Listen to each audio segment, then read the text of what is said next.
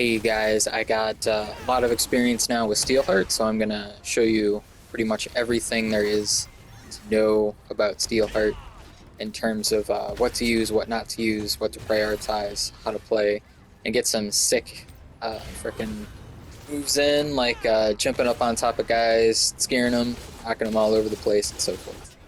So if you like doing stuff like doing battlefield control, making people, especially squishies, like run in fear, like not just from the fear effect, but because you're jumping into their back line, then this is the class for you. And I'm going to go ahead and talk for 34 minutes here, so skip to the 35-minute mark if you want to see some more examples. Otherwise, stick around here for about 5 more seconds. We'll get into the nitty-gritty, boring stuff. So stick around. Alright guys, I have been playing this game for a long time now. I got over 1,600 hours into it. I am very excited to bring to you my Steelheart build. This has been a super fun class for me. You can get a pretty good idea of what I got going on right now. Most of the stuff is BAS for the specific build I have going. And yours might be a little different, but this is my tank Steelheart build. So first and foremost, I want to say that this is a super fun, super GVG heavy kind of class and build I have going on here. So I'm going to start off first with the PvP build. You got a lot of things going on here. You got a lot of survivability. You got your unyielding sentinel, which gives you massive CC resist. You got brain. You got your stalwart bastion, which makes most attacks do basically nothing to you, except for finishers, pretty much. And you got counter barrier for just having up pretty much all the time on the regular. I mean, your DR for this build is going to be over 100 extremely easily. And if you want to, you could get it up over 120 fairly easily too, especially with runes now. And it's a lot of control. You got a lot of collision. The push is a collision. The chain is a collision. Desperate Clash is a collision. Ascending Cleave is a collision. And Tempest Strike is a collision. So loads and loads of collisions. Now, if you're a Wallet Warrior and you're running Queen Bellendir's Sword or Queen Bellendir's Spear, those are both collision effects as well. So for that reason, oh, went back too far. I just want to show you right here. I got 1100 collision chance. And that's pretty much gonna guarantee that you're hitting everybody with all your attacks, assuming they're not immune. Collisions are kind of weird in the fact that they don't do anything if they're under any other type of collision. If they're asleep or if they're stunned, it'll work, but pretty much anything else. Fear, I'm not 100% on, but I'm assuming it would work on a fear effect. Obviously, petrification, it doesn't. And what's the other one? Bind, it also doesn't work. So you got to really pick your moments with your collisions and make sure that they're being effective. Alright, let's get back into the skills here. So yeah, we got all these collisions going on, and what this build is going to do is it's going to control the battlefield. Control is the big point of the build. You're not doing as much damage as the DPS builds, obviously, but you are basically opening up a path for your DPS to do their job without worrying about people escaping or CCing them in return or killing them before they can do their job. As you just saw in some of the videos I just showed you here. So let's get into the skill specializations. I just want to show you what I'm doing. So the thing with strategic rush is you really need this width increase because when you charge, it doesn't hit them where they're going to be. It hits them where they're at right then. So if you're charging from a little bit of distance, even though it's pretty fast, you're gonna miss if you don't have strategic rush on. That's just something you learn from experience. Um, if you're charging into a large crowd, like if you're diving deep into the enemy backline, uh, if you have 3 spare points, that's pretty good to spend right there. Actually, why do I have 6 points right now? Um, and the movement speed reduction is a must, especially if you're chasing somebody or using this to close distance. That decrease in movement speed is massive. It's just going to make them not be able to get away from your next attack, and your next attack is most likely going to either be another slow, a root, a stun, or a trip. So this basically secures that you're landing one of those. Now, chain hook is the most important one. Attack range, very important. Um, with this and all your collision chance on, the range of your chain hook is going to be immense. It should be really far. Now, obviously, it's not calculating that into the display. I really wish it did, but uh, it's it's really far. Just trust me on that. Go into the. There we go. Rear chain hook, very important for several reasons. One, if you're doing like an arena type thing, you can use this to dunk people because it throws them behind you. Two, if you're pulling somebody into your Zerg or into your group or into your backline for them to get nuked, all you got to do is rear chain hook and then immediately strategic rush. Most people will not block the strategic rush. They are trying to mash one of their other abilities. They're either trying to stealth if they're a dagger, or they're trying to break CC, and they're not worried about the incoming charge that you're going to be doing. Every once in a while you get somebody that gets out of it, but I want to say this works probably a good 80% of the time, and at that point they're just toast. Wrath attack. This is probably the most important 5% or 5%, 5 points you're going to spend on this build. I've been playing Sword and Shield for a very long time, and I didn't used to run this because I didn't really know the difference between Wrath and Fury attack. But once I learned that Wrath attack meant you had to dodge roll it instead of just block it, I think I've had maybe 3 people in the last month block this successfully with a dodge roll. So it is insanely powerful. You are going to start grabbing everybody. It's extra satisfying to see somebody try to block this and then get yanked. It's buckets of fun. And with your collision chance, if you're running it like I do with extra high collision chance, then you ain't got anything to worry about. And there are actually a lot of people now that are starting to run 600 collision resist to build up their immunity faster. And since chain hook is an initiation, anybody that's got their resist up to 600, it's still going to guarantee your chain pull. Like I have yet to have anybody resist on an initiation pull. It's just too broken. So highly recommend that.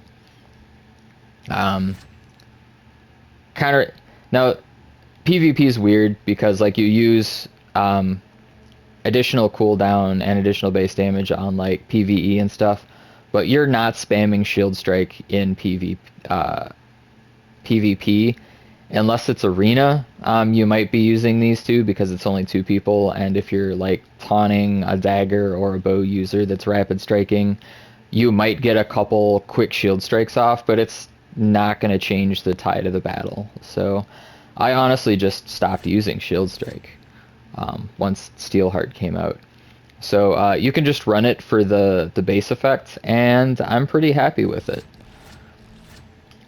If you don't feel like it's that useful, you could always switch to shield throw and put on whirling shield just to guarantee you get more hits, and that'll help your allies get more heavy attack chance. I don't really provoking roar anymore. I used to do it a lot as a Templar, But the with the healing reductions right now, there's too many of them. It's just a death sentence now, and especially since you don't have healing. If your healer's not around, or they're busy, or they're dead, that's again a death sentence as a Steelheart. So do not recommend taking that. Stalwart Bastion, movement speed 10% is it's okay. It's gonna let you catch up to pretty much anybody that's not a dagger user.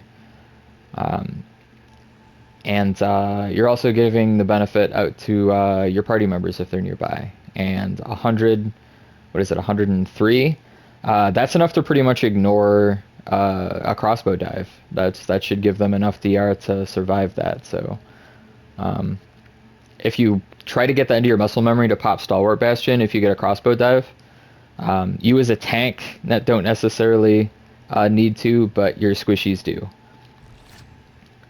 Desperate Clash, it's something you don't think about if you're new to Sword and Shield, but because the base skill sucks so much, but this is such a powerful skill now. It's just a straight up prone, and it lasts a long time. It's enough to the point where if you hit a squishy with it, it's basically they're dead to rights.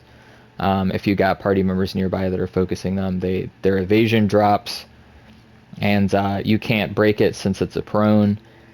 And you can even up the collision rate on it. So like, what is it? I think it's 90% or something absurd like that. Yeah, because the base is 80. It's stupid. And you could throw. I'm just gonna put this on you because I got extra points. But you could put the damage boost on, and the damage boost is pretty nice. It's 200% extra damage, so it does. I think it does like 1 to 2k on average to people with the damage boost on, so it's not bad. Typically with this build, you don't need Witty Strike. You're not trying to get finishers off. When you're diving with this build, the 5k extra health is not that much. If you're getting stun locked and dropped that fast with Bastion on, then the extra 5k health is not going to help you. I've just come to accept that. But we have more important things over here now.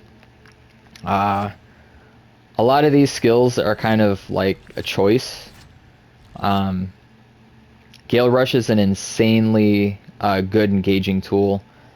If you're doing a lot of dashing around and moving around and just trying to get tags on people, you could throw on additional blitz.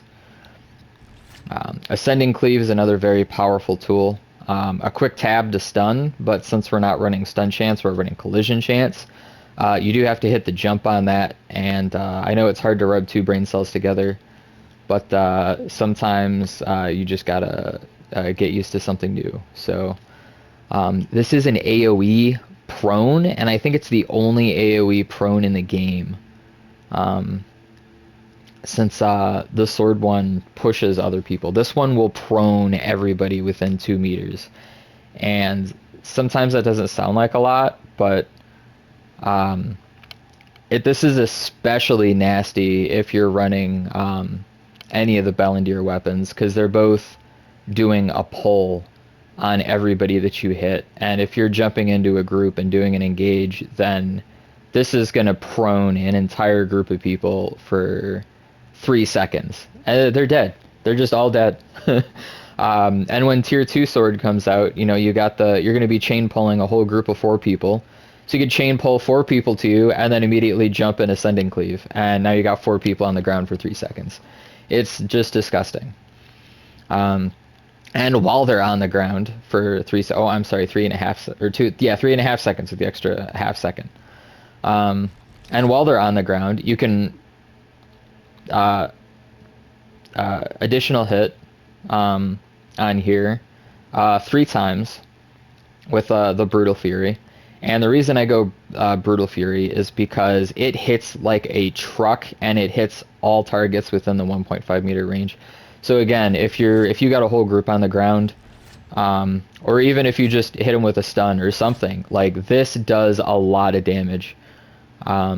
I've hit quite a few robes with this. Stun. I'll either stun them or prone them, and then hit them with a 3 brutal furies, and they'll be half dead if they're not geared up. Like it'll wreck squishies. Unyielding Sentinel is nasty.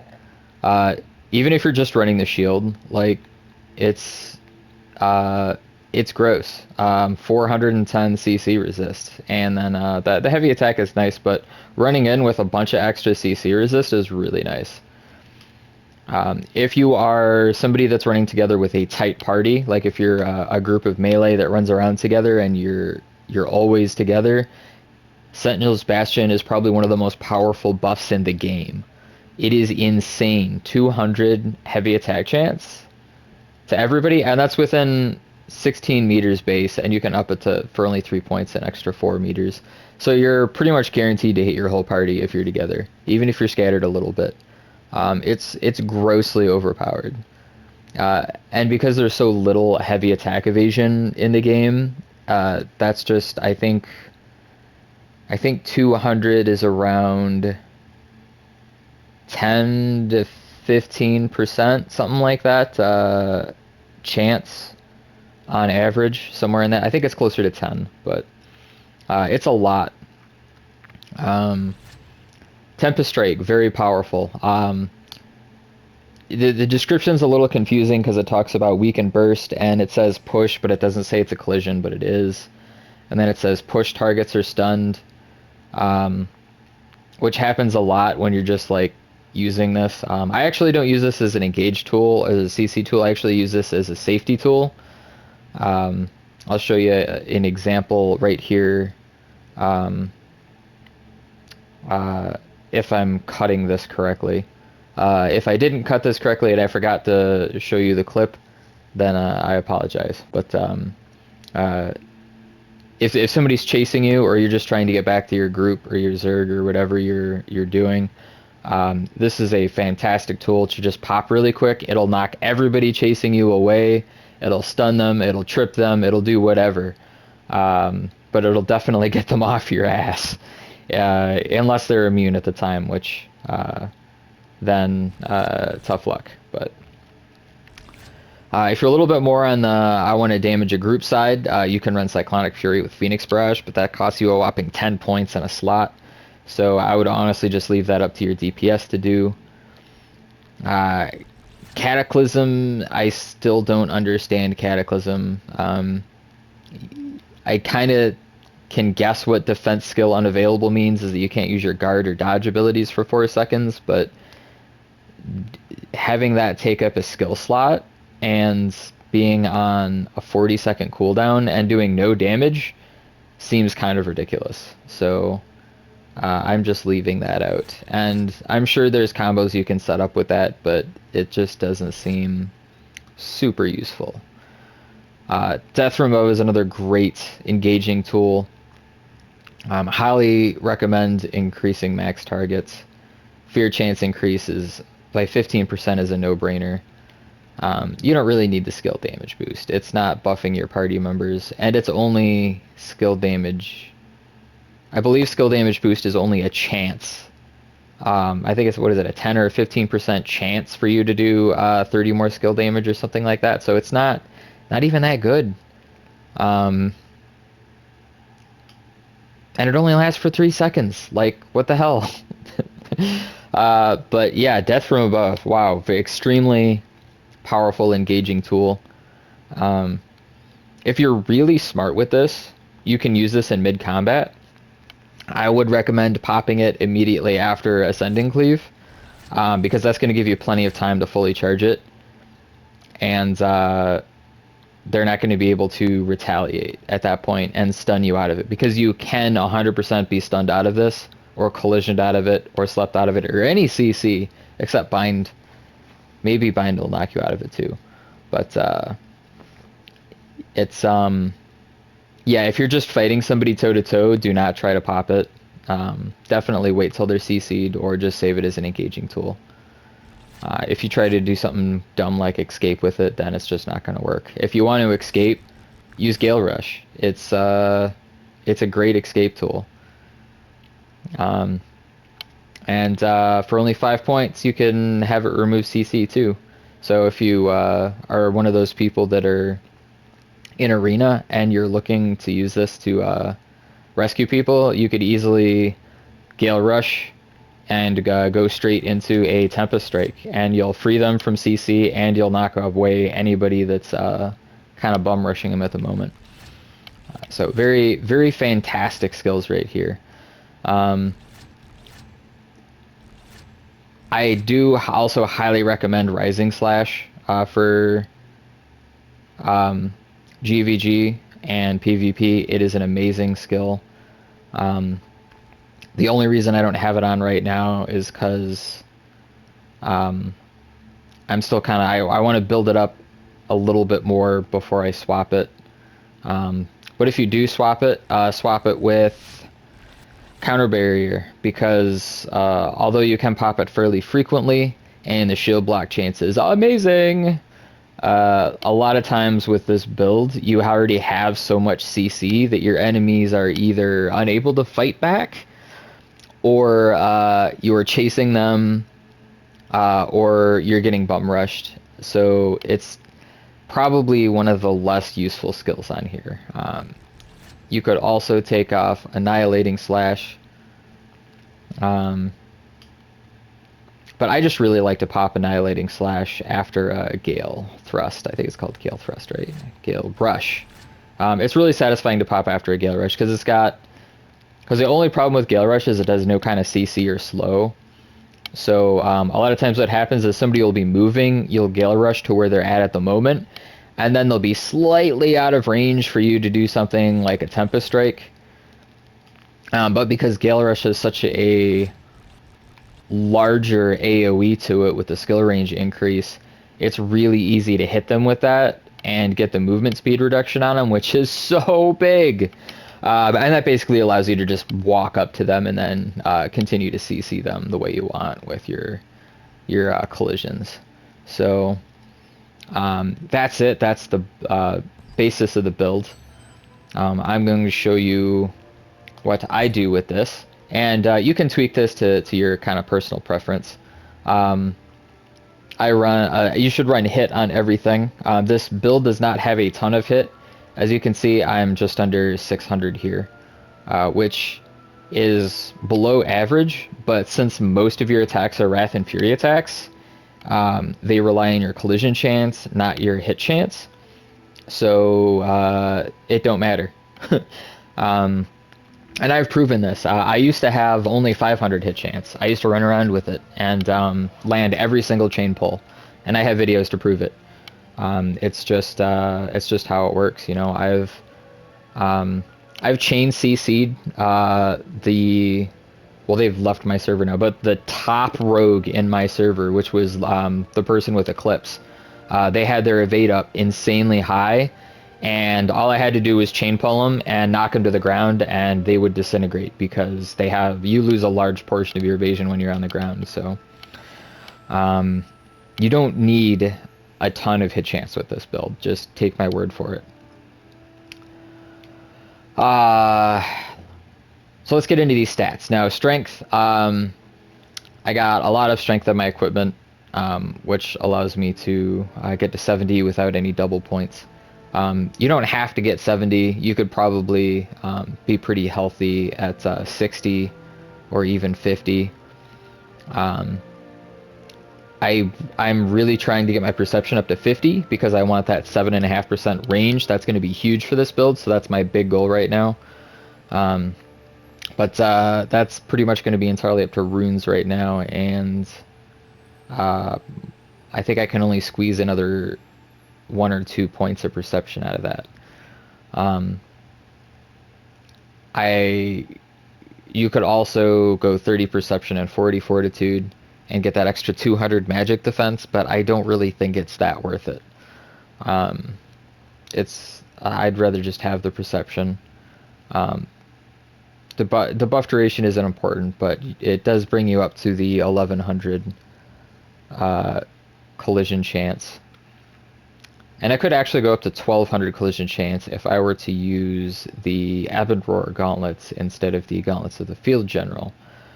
but I need me some perception. So in the end, it's pretty similar. Perception and collision chance. Obviously, perception is going to give you a lot less than straight up collision chance. But weapon choices. Heroic Blade of the Resistance. It gives you 354 collision chance. So that's a no-brainer there. Your next, you could go Animated Blade, which is, I believe, Cornelius's sword. But you're going to be a little bit squishier with Cornelius's sword. I don't think it has any max health on it. But it does have a lot of perception on it, so that would bring you up to the 50 perception. But you would lose a lot of that collision chance. And I don't think it has max health on it as a trait either. So you end up losing like 2,500 health or something absurd like that. So if that's a trade-off you want to make, go for it. If not, then stick with Heroic Blade until you get Queen Belendir's sword, because Queen Belendir's sword has collision chance on it, and I believe you can trait collision chance in that as well. Don't quote me on that. Skull of Severing Spear should be a pretty no-brainer for this build. You don't give a crap about dropping fire dots on the ground. You're not chucking spears with the other weapon ability. And 9 strength and 11 fortitude as your 2 main stats for this build, well, 2 of your 3 main stats for this build, is a no-brainer. That's 20 stat points. That's insane. I really wish it had collision chance on it instead of stun chance, but and it has freaking dog shit traits. They're just awful. But at least it's got hit chance. It's got hit chance. That's about it. The other what's the other one? That's not going to show me here. The other stat you could put on it instead of max mana is maybe health regen. I think it's not great, but those are your options. Forsaken Embrace, in my opinion, this is your BIS. It's got lots of health. It's got insane amounts of DR. It's got skill damage resist. Health regen isn't super great, but everything else on it's really good. Now there's some other good cloaks you could have. Feel free to use them. I'm not your mother. 4-piece shock set. This is pretty standard. It's pretty meta. I'm not usually the person that follows metas, but it just happens to be what works best for this build. Cooldown speed, very important for this build. You want to be throwing your abilities as frequently as possible. Strength and DR, core stats. Strength and DR again. Strength collision chance, which most people don't care about, is amazing for this build.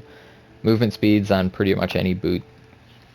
I run the PvP bracelet is absolutely amazing. It's got hit chance, which is something that's really hard to get on this build. You pretty much need the hit chance from this bracelet. You got attack speed isn't super important for this build since 95% of your abilities aren't charged abilities. I think Death from Above is the only one. And then obviously the collision chance. Those are the best traits in my opinion for that. This is BIS in my opinion for this build. You could get some other necklaces that are pretty good, but those necklaces have awful traits in them. Just absolutely awful traits. This one I think is overall the best. I mean, skill damage boost is you're not really a damage dealer, but max health and collision chance. There's not a lot of necklaces with collision chance out there. Very few. And the cooldown speed again is important for your ability to spam your CC abilities, namely your chain pull. You're probably one of the most important people that's grabbing picks because you're running collision chance, and because collision chance increases the range of your collision abilities, that makes you able to pull people from really far away. So I have never been pulled before I've pulled someone else before, and I've pulled a lot of tanks into our cluster. um, and just having such a high collision chance means you're never going to get yanked before them. And the cooldown speed just helps you do that extremely frequently. So keep on doing that. Strength and dex, it's that or wisdom and perception, and this 4 strength lets me get up to 70 strength without doubling up in any of the points, so I run this one. And then I just run this for the 4 strength, essentially. The stun chance is also very nice, but also it's one of the few rings that has collision chance on it, so that is very important. This one also has collision chance on it. I believe these. Now, don't quote me on this. I think these might be the only 2 rings with collision chance. If there's another one, I don't know what it is, or at least I can't think of it off the top of my head. I don't think Ring of Universal Power has collision chance on it. So, Butcher's Belt.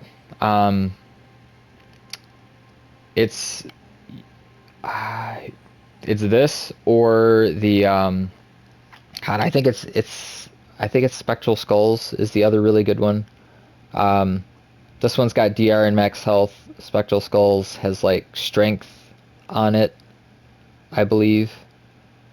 I don't remember if it has collision chance on it. I don't think it does. I should have thought of this for. Oh nope, it's an accessory. Do. All right, where are we? So, maybe that's not the right one. Oh, Belt of Bloodlust, that's the one. Yes. So let's trait list here. Yep, collision resistance. So it doesn't have it. It's got skill damage resistance and max health. On health regen. So you're really getting no skill. I swear to God, did I just say that? Okay, it does have skill damage resistance. So it's pretty much the same stuff here. You're getting 4 strength out of it. The health is not really that different. You're losing the weaken resist and you're gaining movement speed. That's pretty much it. So it's slightly better. And it's slightly worse because you're losing the 12 damage reduction for 5% movement speed. So that's up to you. That's a personal preference thing. I personally like having insane amounts of DR, but that's just me. That's pretty much the entirety of the build. Now, if you want to talk about PvE stuff, I can kind of go into some of the differences here. With my PvE, I typically run this build, which is running Sentinel's Bastion, which, like I said, is just absolutely insane. You're running Phoenix Barrage because it does a lot of damage. It hits a wide number of targets. Blah blah blah. Most of the stuff is pretty obvious stuff. Blood Leech R is good to pop for a few seconds just to tag everything to do a little bit of damage so it's not hitting your allies. It's not complicated. In terms of passive skills, there's really only one setup you're looking at, and it's what I got right here. Morale boost is absolutely insane. Because you're running so many collisions, it's just by the time you run through them all, like they're all off of cooldown. There is no, I don't know if you noticed, but there's no cooldown on morale boost. It's just when you collide a target. So it's kind of bonkers. Almost all these are DPS abilities on Spear. So really the only defensive ones are Nimble Steps. And you're taking a lot of damage as a tank and as an engage, so you got Malice Surge here. Is really the only other useful ones, because a lot of these you're not even getting. Like you don't just don't care about this stuff unless you're a DPS build. But yeah, I mean, this should all be fairly obvious. And Resilient Mind is pretty much a must-have because that's gonna keep your mana up. And with my food buffs and my potions, I'm never running out of mana. So it's all pretty simple stuff. I do still run Shield Survival Technique over the Spear one, in case you were curious. But that's it. So with that, I'm gonna get into some demo videos here and show you guys how this works in practice. Now, as your typical engage, you're going to want to chain pull, and you have to kind of keep an eye on if they're currently collisioned or not, since enemies are immune to collisions while they're in collision. So just try to keep an eye on that, and you should be able to yank people from really far with a high collision chance on your build. Now, every build needs some escape, and this is a good example of how to do it. Your spin is a great knockback or trip, gets them off your back and lets you keep going without worrying about them instantly trying to get back on you. This build also has a lot of close. Charge does not require a target to get up to. Also, you can modify your Gale Rush to be able to target allies and close a lot of distance if you got friendlies nearby really quick. This build's also got a lot of long distance closing, not with just the Gale Rush, but also with your Death from Above. And you can use it to jump from rooftop to rooftop. It's got a really far range, especially if you got... I don't think collision chance helps it because the base isn't a collision, but anything range increase will help it, and it does have the ability to fear quite a lot of people. So if you got crowded roofs, it's just a fantastic engage for your guild to have even just one spear jump over and frickin' fear everybody. If your defensive abilities draw their fire, if you're running taunt, go ahead and do that. Otherwise, just enjoy wreaking havoc.